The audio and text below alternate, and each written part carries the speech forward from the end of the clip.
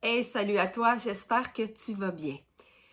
Je suis pas mal sûre que tu t'es déjà posé la question, qu'est-ce que ça mange en hiver un acupuncteur? Ou encore, j'ai vu tellement de médecins, de professionnels qui m'ont peu ou pas aidé.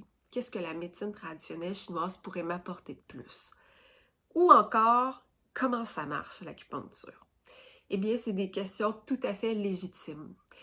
Je me les suis moi-même posées à un moment ou à un autre de ma formation. J'ai obtenu certaines réponses au collège, d'autres par mes lectures, d'autres encore par mes expériences personnelles comme patiente ou thérapeute. Si tu es curieux, curieuse d'en apprendre davantage sur la pensée médicale chinoise, je t'invite à visionner cette courte série de vidéos dans laquelle je te vulgarise ce savoir riche qui constitue la base en fait de ma profession. Comme tu as sûrement dû le deviner, je m'appelle Audrey et je suis acupuncteur. J'en apprends encore à tous les jours à propos de l'acupuncture. Je suis complètement fascinée par le fait de découvrir et redécouvrir cette séance médicale millénaire. C'est important pour moi de transmettre de manière accessible et synthétisée cette mine d'or d'informations. C'est pour cela que j'ai décidé dans cette courte série de vidéos de te donner ton premier cours d'acupuncture 101. Tu vas y apprendre des concepts utiles, des connaissances qui vont faire écho avec ton vécu ou celui de tes proches. Dans cette première vidéo, je vais t'expliquer les grandes généralités à connaître pour comprendre le système des 5 éléments.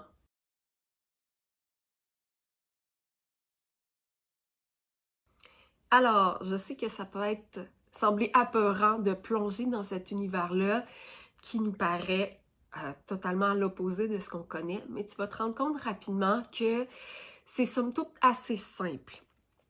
La médecine traditionnelle chinoise, c'est une médecine de correspondance. C'est-à-dire, euh, les gens, il y a des millénaires, ont observé des liaisons, des associations qui pouvaient être faites entre ce qui se passait à l'extérieur et à l'intérieur d'eux-mêmes. Ça les a amenés à, premièrement, diviser tout ce qu'il y a dans l'univers en deux catégories, dans une catégorisation binaire qui est le yin et le yang, dont tu as sûrement déjà entendu parler.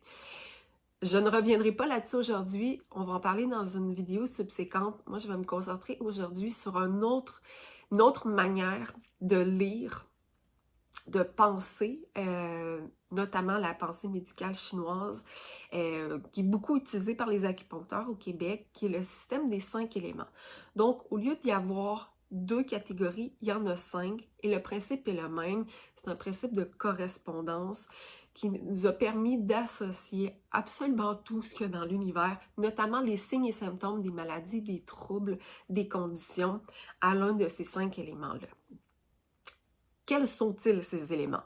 Donc, on les inscrit souvent de manière circulaire, l'un engendrant l'autre. Et c'est l'équilibre intrinsèque de chacune de ces sphères énergétiques-là, mais également son harmonie avec les autres éléments dans ce système qui crée ce qu'on appelle la santé. On s'entend que c'est un concept un peu utopiste, là. Personne étant un système énergétique A1 100% parfait. On a toutes des petites faiblesses ou des petits dérèglements, mais qui tendent à se rebalancer pour trouver cet équilibre éphémère-là, dans lequel on est bien puis on est capable de faire nos journées, faire des activités et tout.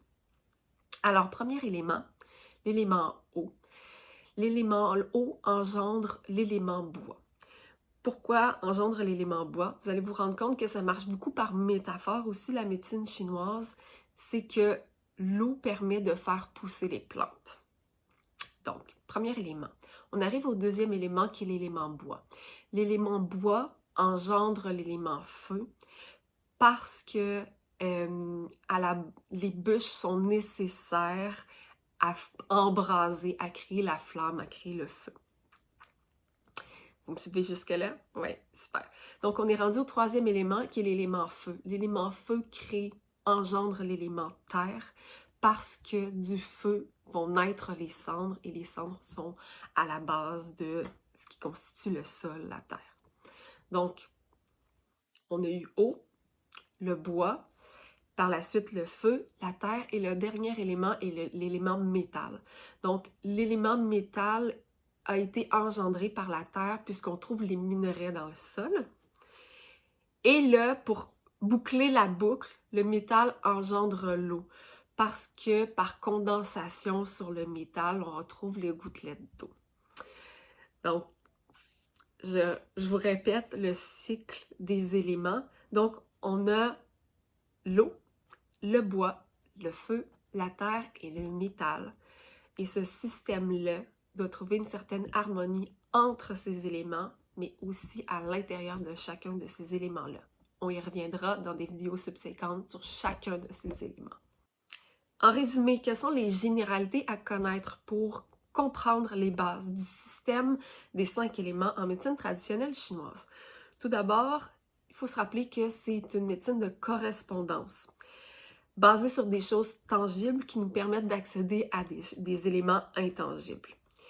Il y a 5 éléments qui sont l'eau, le bois, le feu, la terre et le métal, et que le système trouve un certain équilibre, une cohérence lorsque chacun des éléments est en harmonie entre eux, mais également de manière intrinsèque, donc à l'intérieur même de la sphère énergétique. Si tu as trouvé cette vidéo-là intéressante, pertinente, je t'invite à cliquer sur j'aime et à la partager à des gens de ton entourage qui pourraient être intéressés d'en apprendre aussi sur l'acupuncture. Si toi, tu désires en apprendre davantage sur la médecine traditionnelle chinoise, je t'invite à cliquer sur le lien sous la vidéo qui va t'amener à mon guide gratuit, Comment soulager efficacement 7 maux du quotidien. Sinon, on se voit dans une prochaine vidéo.